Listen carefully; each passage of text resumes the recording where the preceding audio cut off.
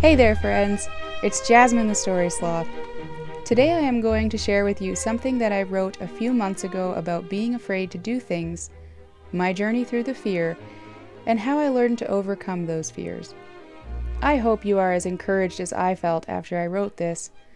Sit back, relax, and step into my journey with me. Stop looking for sandcastles on the beach.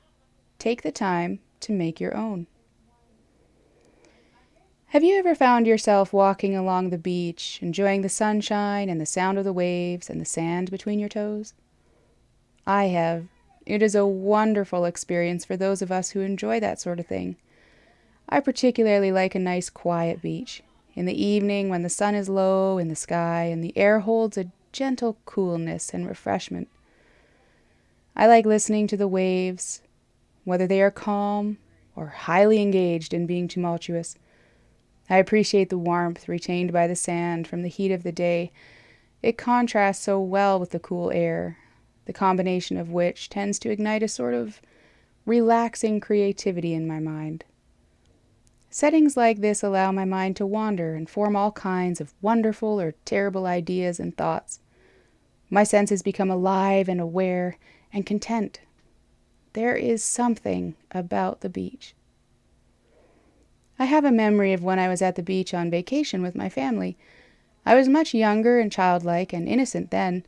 My particular fondness for the beach was in its infancy.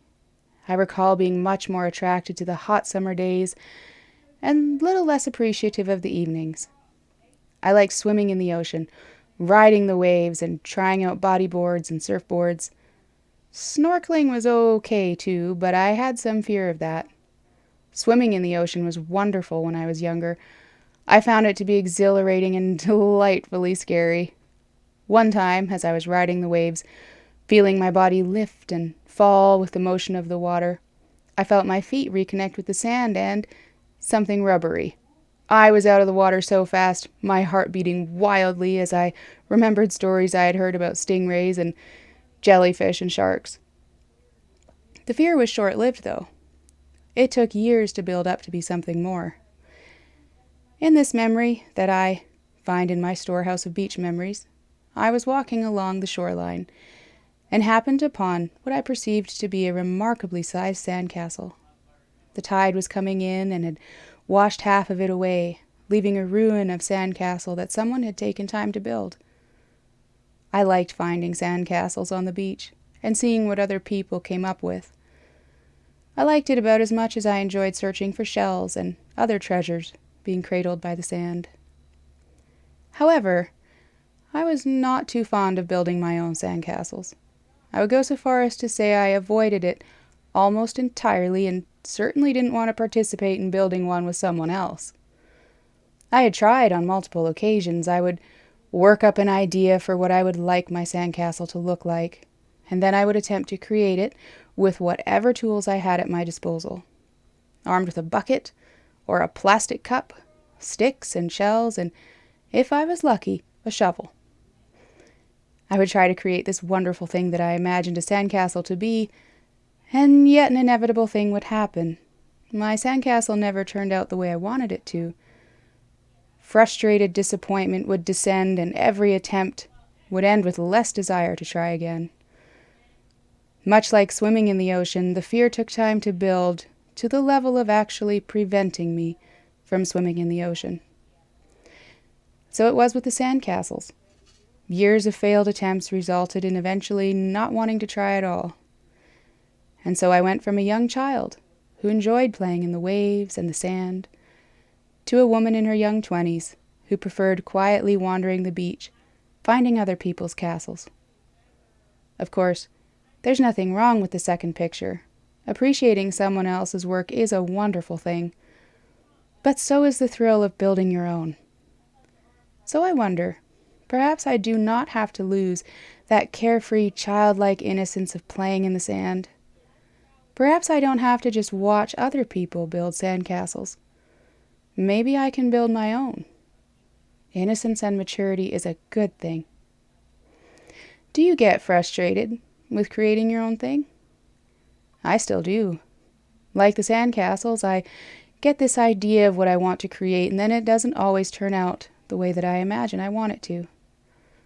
Sometimes the story happens in my head, but I can't seem to get it written out. Sometimes the project does not become a reality the way that I want it to. This is frustrating, but it also lacks maturity. Innocent wandering and wanting to create is a very good thing. It is vital, but it must merge into maturity. Maturity will try again and again and again until you have what you're looking for. Maturity will explore other ways of creating. It will ask questions necessary to achieving the goal. Excited innocence about creating something is the beginning of the journey. It starts a person down the road of experience, and experience combined with growth becomes maturity, until eventually you have what you set out to get. I wonder, how often do we humans get stuck in our lives at the point of experience colliding with growth? We start something and don't take the time to finish it, or we get frustrated and decide to start something else entirely. I have gotten stuck at this intersection more often than I care to admit. Foregoing growth will eventually result in never wanting to try again. Like when I was young in my 20s, I became the person who watched others play in the sand, but stopped to take the time to play myself. I lost the innocence. I carried a sort of cynical pride that got harder and harder to override. This attitude was subtle and had a constant under-the-surface presence. I didn't want to do something unless I already knew how to do it, so I became afraid of trying new things or creating new skills. I preferred living in my head rather than conversing with fellow humans. I did what I had to in society in order to survive and kept up appearances, but I would have liked to avoid that altogether. I wanted to sit quietly on the beach and watch others build their sandcastles. Better yet, I wanted to walk the beach when no one was there and look at the remnants of their efforts. Might I say, though, it is good to appreciate solitude, be able to be alone with your own thoughts. It is good to appreciate what others have done. What I find sad is the loss of innocence, the loss of excitement and joy in creating, and I find myself asking, how does a person get that back? For me, getting that excitement back has come down to a very simple thing. Enjoying life, choosing to live, realizing that, hey, guess what? I get to live. Taking time to appreciate it. Sometimes, all it comes down to is starting that project, and like a child excitedly creating and exploring new ideas. And then, let maturity jump in. Keep trying until it is something that you want. Are you stuck? Afraid of trying? Worried about not being able to do what you want to do? I encourage you to find somewhere in nature that inspires you. Take a walk along the beach or through a park. Live, my friend. Let the beauty and the peace of nature inspire you to live, and feel that invigorating life fill you with inspiration, and then go build your own sandcastle. Thank you for listening. It has been a pleasure reading to you and sharing with you part of my journey. I hope you have a wonderful rest of your day and enjoy building your very own sandcastle. Thanks to Crayon for the AI-generated images that I was able to use for today's video. Until next time, it's Jasmine the Story Sloth.